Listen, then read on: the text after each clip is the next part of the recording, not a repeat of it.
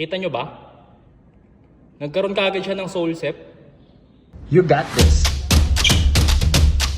Kakatapos ko lang gumawa ng performance review para dito sa Anthony Edwards 1, tapos may napansin ako. Tignan nyo mga idol.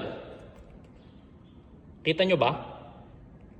Nagkaroon kaagad siya ng soul sep. Actually talagang kakabili ko lang nito kahapon sa Titan sa may BGC. Tapos nagkaganto agad.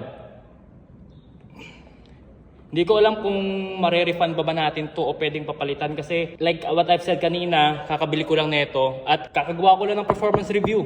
First time kong gamitin, as you can see, malinis pa yung sole. Try natin ibalik sa Titan, tingnan natin kung ano masasabi nila rito. At i-update ko kayo mga idol.